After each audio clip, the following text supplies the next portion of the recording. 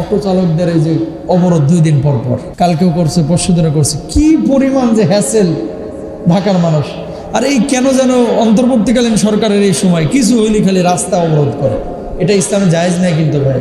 আপনার অধিকার আপনি যারা বন্ধ করেছে তার কাছ থেকে বুঝে নেন। আর আমার একটা জিনিস বুঝে আসে না, হাইওয়েতে যখন আপনারা এখানে অটো চালক, এখানে আপনার অনেক মুসল্লি আছে, সিম্পল হিসাব, আপনি হাইওয়েতে অটো চালালে আপনারা যদি নিষিদ্ধ করে রাইট আছে, আপনি এলাকার ভিতরে চালান, এটা আপনার জন্য ঠিক আছে। হাইওয়েতে চালাইলে আপনার জন্য ক্ষতিকর। কেন জানেন? গাড়ির স্পিড আর আপনার অটোর স্পিড এক না। গাড়ির লুকিং গ্লাস, গাড়ির লাইট, আপনার অটোর লাইট এক না। অ্যাক্সিডেন্ট বেশি হবেন এবং ক্ষতিগ্রস্ত প্রাইভেট কারওয়ালা ট্রাকওয়ালার চাইতে আপনি বেশি হবেন। কথা বলেন না কেন? এই জন্য আপনারা বলেন যে ঠিক আছে, যদি নিষিদ্ধ করেন আপনারা হাইওয়েতে নিষিদ্ধ করেন, এলাকার মধ্যে নিষিদ্ধ করেন না। কারা নীতি নির্ধারক? আর আপনি সমস্ত মানুষকে কষ্ট দিয়ে আসলে আটকায় দিবেন, উত্তর আটকায় দিবেন। কিছু হইলি রাস্তা অবরোধ, কিছু হইলি এরা বলতেছে বিশ্ববিদ্যালয় বানাও, এরা বলতেছে এই করো সেই করো। এগুলো জুলুম ভাই। সাধারণ মানুষ হিসেবে আপনাদের জানা উচিত, অনেক অসুস্থ মানুষ থাকতে পারে, অনেক রুগী থাকতে পারে। আর এখন তো সভা সমাবেশ, আল্লাহু আকবার। গত শুক্রবার মাহফিল ছিল সুনামগঞ্জ, আপনাদের এখান থেকে জমা পড়ায় ভাই আমার জয়দেবপুর পার হইতেই মাগরিব হয়ে গেছে। কেন?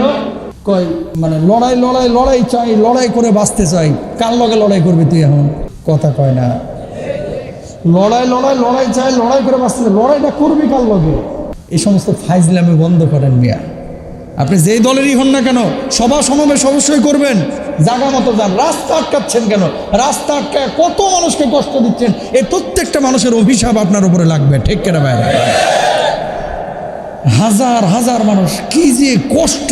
কিছু হইলেও রাস্তা অবরোধ কেন রে ভাই? নবীজি কি বলতেছেন এবার খেয়াল করেন। আল্লাহর নবী সাল্লাল্লাহু আলাইহি ওয়াসাল্লাম বলছেন, রাস্তার ভিতরে কষ্টদায়ক একটা যদি কলার খোসা পড়ে থাকে, খেয়াল করেন রাস্তার ভিতরে কি পড়ে আছে?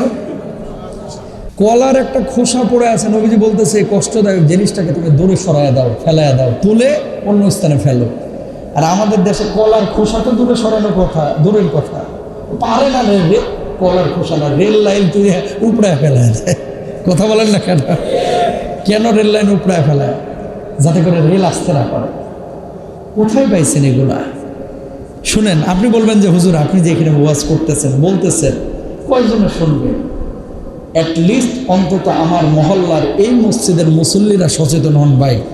আবারও বলি, আপনার এই অবরোধের কারণে যদি 500 অসুস্থ রোগী কষ্ট পায় হসপিটালে যাইতে, ছোট ছোট বাচ্চা নিয়ে অনেকে বের হয়েছে, এই 500 মানুষের অভিশাপ কিন্তু আপনার উপরে লাগবে। ঠিক কিনা? হুজুর হোক, বক্তা হোক। অনেক সময় ইসলামী আন্দোলনের ভাইরা যারা হুজুর হুজুর বলতে যে জুমার নামাজের পরে মিছিল করে না, অবশ্যই করবেন মিছিল।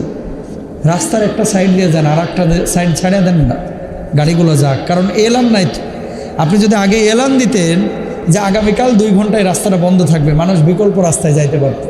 এলান নাই, জুমার নামাজের পরে জামগড় আটকায় দিচ্ছে। এবারের সংগ্রাম, স্বাধীনতার সংগ্রাম চলতেছে। লড়াই লড়াই লড়াই চাই, লড়াই করে বাঁচতে চাই। কেউ নাই, কার লগে লড়াই করবে? ফাঁকা মাঠে বলি এই সমস্ত জিনিস করা যাবে না। আবারও বলে এই সমস্ত জিনিস করা যাবে না। এটা ইসলাম না, এটা দিন না যে আরেকজন মানুষকে কষ্ট দিয়া রাস্তা বন্ধ করে আপনি সাধারণ মানুষের জিম্মি করে কোনো দাবি আদায় করবেন, এটা না। যারা নীতি নির্ধারক তাদের কাছে গিয়ে আপনারা আন্দোলন করেন। ইনশাল্লাহ বলেন। কষ্ট দিবেন মানুষকে? দিবেন? কেউ কেউ মনে মনে বলতেছে হুজুর মনে হয় বেশি পেঁচে পড়ছিল কালকে। শুধু হুজুর পড়ে নাই, হুজুরের মতো হাজার হাজার লোক পড়ছে। আপনার আশপাশে দেখেন না।